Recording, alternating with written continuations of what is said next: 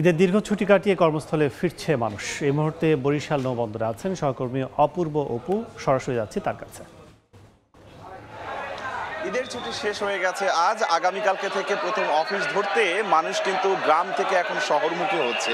যারা ঈদের ছুটি কাটাতে গ্রামে এসেছিল তারা এখন যে যার মতন করে কেউ সড়ক পথে, কেউ নৌপথে কিন্তু রাজধানী ঢাকা কিংবা সে তার গন্তব্যে যাচ্ছে। আমি এই মুহূর্তে আছি বরিশাল নদী বন্দরে, এবং নদী বন্দরে গত 2 দিনের মতো আজও মানুষের যাত্রীদের ভিড় রয়েছে, এবং আজকে উপচে পড়া ভিড় রয়েছে।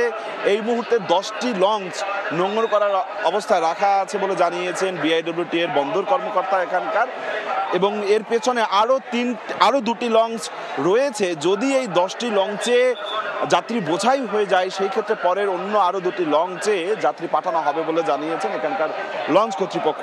এবং এখন বাজে বিকেল 6টা বাজে। এই ভিড় কিন্তু আমরা দেখছি বিকেলের 4টা, 4:30টার পরপরই দেখেছি যে মানুষ এই নদী বন্দরে এসে জড়ো হয়েছেন। কেননা এই যে যাত্রী চাপটা দেখছেন, মূলত এরা অধিকাংশই হচ্ছে লঞ্চের যে ডেকের যাত্রীরা কিন্তু আসলে এসে তারা তাদের আসনটি নির্ধারিত করবার চেষ্টা করছে। কেননা প্রথম এবং দ্বিতীয় শ্রেণী অর্থাৎ কেবিন এবং সোফার টিকিট আগেই বিক্রি শেষ হয়ে গেছে। কোনো লঞ্চেরই কেবিন কিংবা সোফার টিকিট নেই বলে জানিয়েছেন লঞ্চ কর্তৃপক্ষ।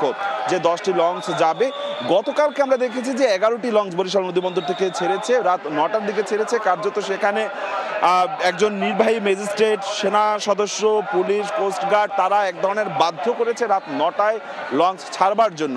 কারণ এই সন্ধ্যার পরই লঞ্চ ছাড়ার কথা, কিন্তু অনেক লঞ্চ কর্তৃপক্ষই আসলে নির্দিষ্ট সময় থেকে একটু বাদেই লঞ্চ ছাড়ে। তারা বলছেন যে রাত 8:30 থেকে রাত 9টার মধ্যে এই আধা ঘন্টায় ধীরে ধীরে লঞ্চ ছাড়বে।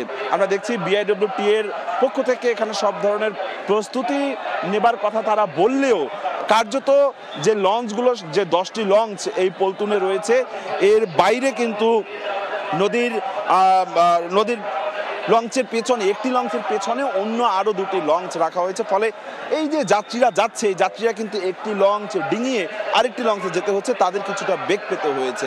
কোনো টিকিট নেই না থাকার কারণে অনেক যাত্রীদের মধ্যেই কিন্তু এক ধরনের ক্ষোভ রয়েছে। টিকিট কালোবাজারির কথা বলছেন, তবে লঞ্চ কর্তৃপক্ষ বলছে যে গেল কয়েক বছরের তুলনায় এবছর কিন্তু তারা স্বস্তিতে সব টিকিট বিক্রি করতে পেরেছে। তো আমার কাছে এতটুকু খবর ছিল। আমি হয়তোবা পরবর্তী বুলেটিনে আরও বিস্তারিত খবর জানাতে পারবো। ঈদ শেষে কর্মস্থলে ফেরা মানুষের খবর জানতে এতক্ষণ ছিলাম বরিশালে।